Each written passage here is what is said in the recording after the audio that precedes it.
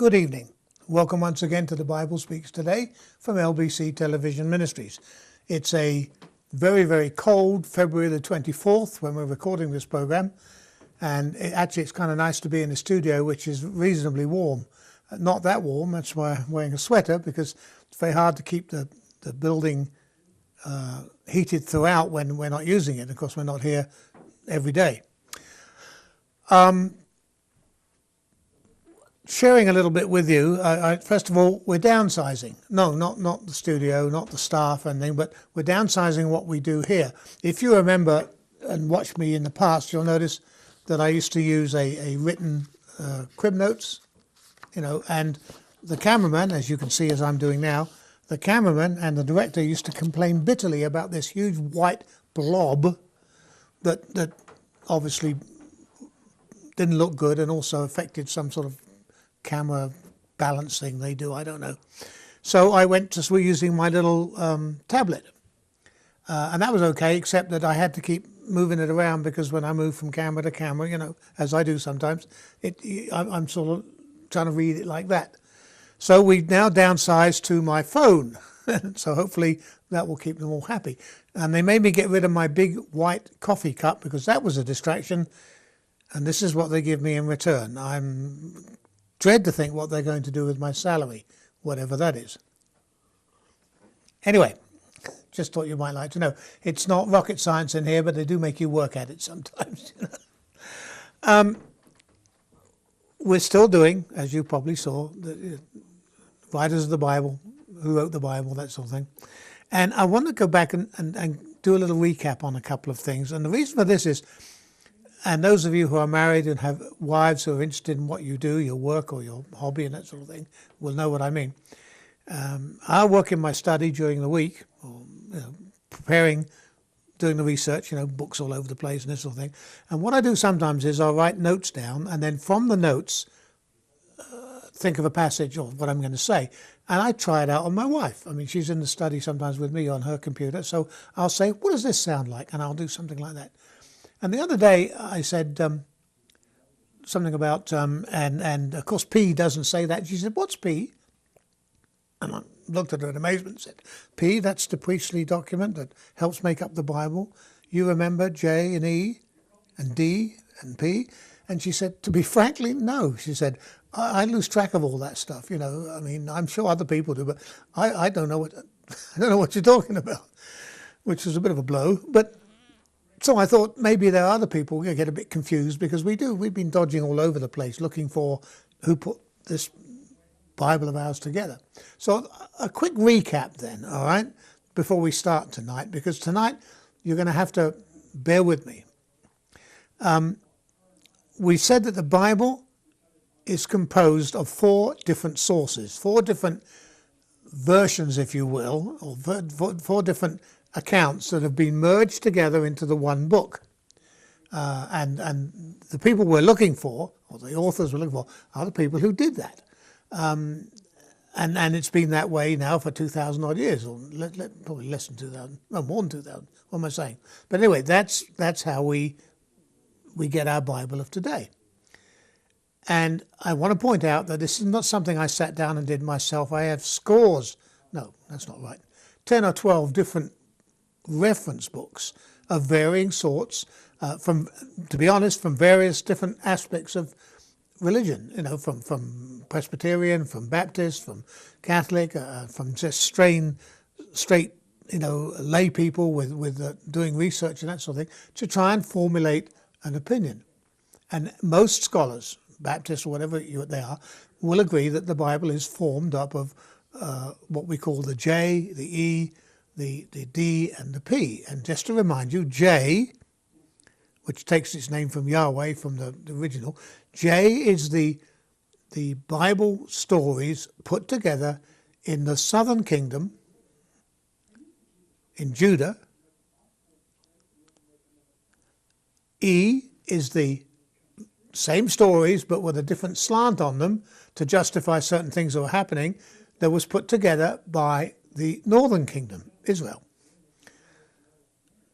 When Israel was conquered and went into captivity, the refugees and the priests and everybody else came south, obviously, into Judah, and brought with them their version of the Bible.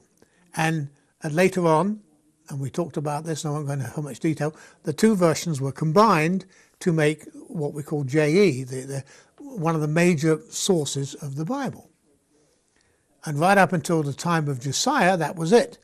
And then around Josiah's time, King Josiah's time, and we agreed a few weeks ago that Jeremiah was the most likely person who had done this, we had D, which is the Deuteronomy, which is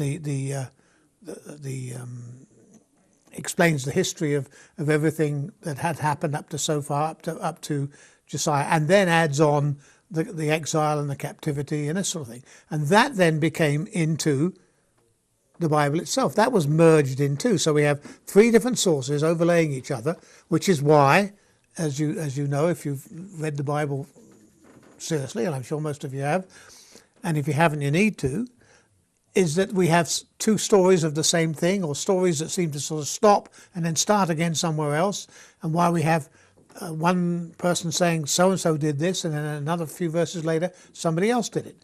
It doesn't change the story. It just shows you where the different sources are.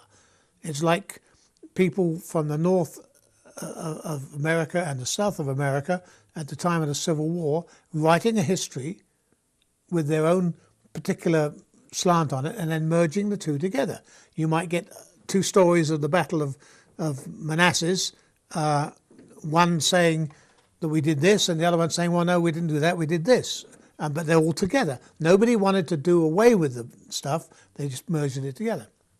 And so that's where we are, or where we reached up today. And we said that last week I was saying that it was probably Jeremiah, mainly because he's in the right place at the right time, priest of Shiloh. He was in Jerusalem, of course, during Jeremiah's time. He wrote Deuteronomy 1, and then he revised it to what scholars call Deuteronomy 2, to revised it to include the captivity, and went back and pointed out that, if this is fine, we'll always be in the promised land unless we disobey God, or unless we do this, unless we do that, giving reasons, in other words. Okay, now, so the book of Jeremiah too. If you read the book of Jeremiah, it's full of the language of Deuteronomy. So now we're at about 587 BC, and it's very difficult to figure out just what is exactly happening. The Bible stories end in Kings and Chronicles, of what's happening, the story of the kingdom and this sort of thing. There's some clues in Jeremiah and Ezekiel about what was going on, but not very much. And when the Israelites went into captivity, it's kind of an interesting thing. The people who were left, it looks as like they slid back into the old ways. One of the things about the gods in those days is that although each country had its different, Babylon had its god and Egypt had its gods and this sort of thing, they were all in fact very similar. And they kind of merged together. For example, a couple here, the wind god, who was kind of like in charge of things, was Marduk in Babylon, okay? Baal-Hadad in Canaan, same god, the wind, Baal-Hadad, okay? Zeus, the king of the gods in Greece, but they all tended to represent this leadership thing, the wind god, okay? In Mesopotamia, we had Ishtar, Ashtoreth in Cana, Aphrodite in Greece. And they all kind of, people going to different countries could worship in each other's gods because they were all fairly similar. Okay, easy assimilation. The thing is that Judah was different.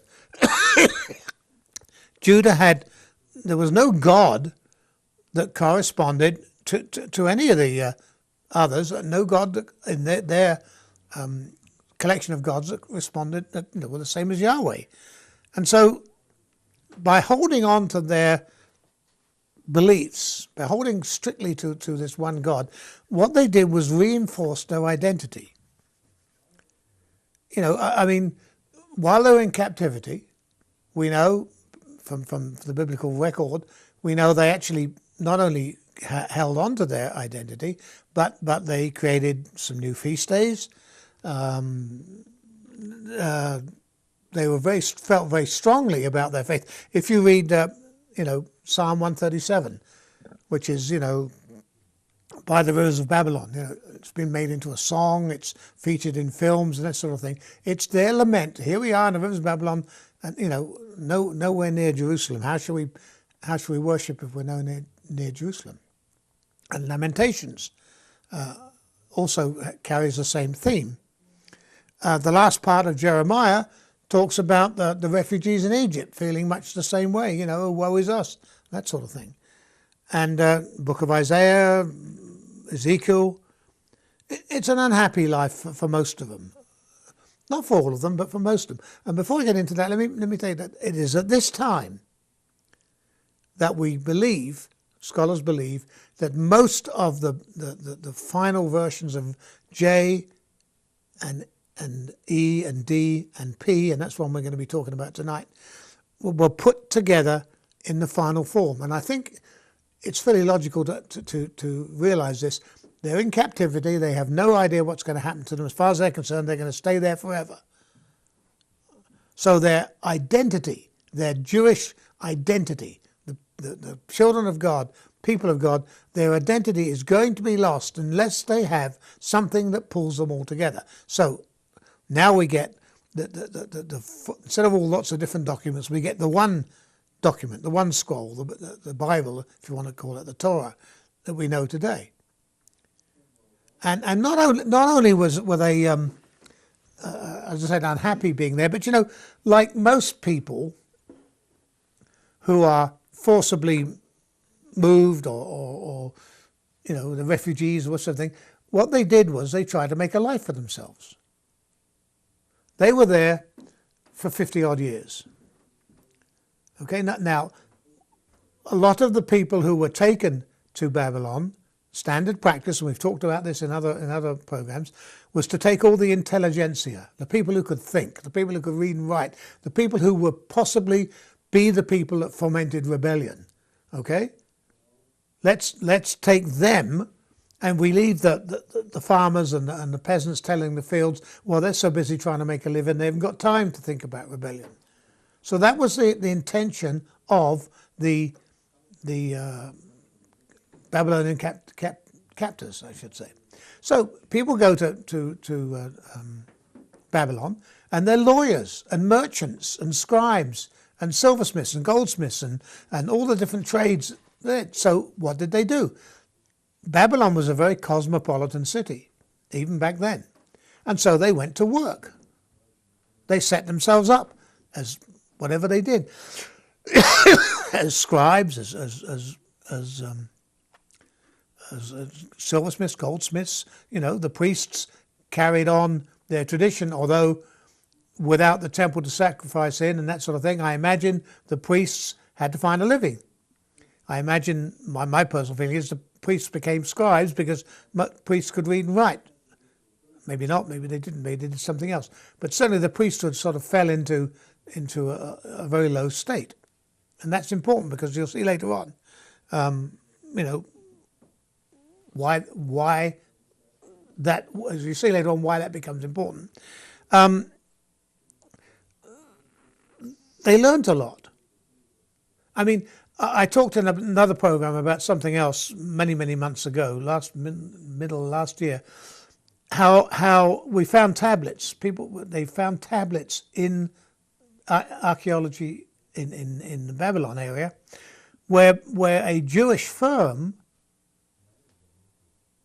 of a banking firm, was lending money to the royal family there.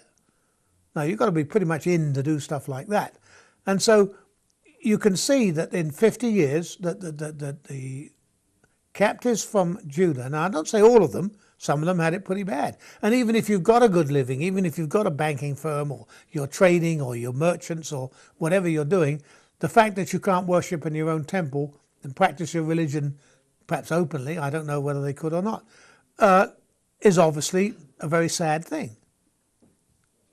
So there was probably a lot of resentment. But 50 years, you have to think about this, 50 years was the average lifetime of people back then. Now, I know some people were older, and the Bible tends to exaggerate dates when it comes to how long people lived.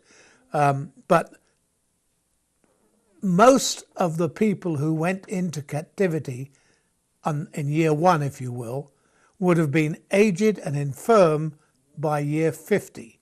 So the people that are going to come back out of Babylon are going to be their children, and their younger children that went into captivity are now grown up, maybe older, but they're going to be people who may not even have known Judah or Jerusalem. All they have to think about is what their parents and their grandparents have told them. Okay? I mean, but I say they learned a lot. One of the things that happened was that the priestly rivalry was over. We talked about the rivalry between the Levite priests who followed Moses and the Levite priests who followed Aaron. That's gone. That's gone. The majority of priests carried into captivity were of the Aaron persuasion, shall we say. So, if you like, the Aaronid group are now firmly in charge, although they're probably nothing much to be in charge of. I mean, but there was no king. So the priests, ones that remained, became the leadership. So Israel didn't have a king anymore. Obviously, they'd all been, had their heads chopped off or died or been put to death. So the only leadership they had was priests. Now remember, religion isn't just something you do on the Sabbath and once or twice during the week in those days or even today. It's something that should be part of your life. And in the case of the Israelites, it was an everyday part of their life. There wasn't hardly anything they did during the day, from cooking meals, from getting up, from putting on clothes, from going to work, whatever they did was not done with a religious aspect to it. So religion becomes very powerful. I mean, they're a minority ethnic group in the empire, a real small minority group in the empire. And they've gone from being an independent nation to being a small independent nation to being a vassal nation to being nothing. And I got to assume that there was communication backwards and forwards. They weren't in prison. They weren't held locked up. They were just there, make a go of it. So I imagine there was communication backwards and forwards between Babylon and the people who remained in Jerusalem, although not quite sure who they would have been communicating with. We know that there were communications between Babylon and the exiles in Egypt because Jeremiah talks about it. So they're still tentatively staying in touch, okay? Well then, in 538, the Persians basically conquer the whole of the known world. They conquer Babylon, Egypt, Judah. They're all part of the Persian Empire now. And the leader is Cyrus the Great. And lo and behold, Cyrus the Great allows them to return. Now, something we should consider here. Whilst it sounds very magnanimous of Cyrus to say, okay, you can all go home, I've got to believe there was more to it than that. Babylon at the time of the Persian Empire must have been bursting at the seams. I mean, Persians now control basically the whole known world. They probably don't want, the numbers, we'll talk about numbers in a minute, they don't want a considerable number of people living there, working there, who don't want to be there. Plus the fact, if Cyrus is any sort of a administrator, he sees Judah, which is desolate, just a few farming communities, not much else going on, and thinks this is a waste, we need to get this place up and running. Plus the fact, I imagine, that the minute the Persians took over, somebody in the leadership of the Israel went to the court and said, any chance we could go back home? Now the Babylonians are gone. I mean, we've paid our dues. We've been captive. It's not their country anymore. We're being held against our will, blah, blah, blah, So Cyrus allows them to go home. But he doesn't allow them to go home and sort of just become independent anymore. Okay, they go back, but they've got Persian governors and Persian leaders who will, they're still a vassal state. They're not going back to an independent Israel anymore.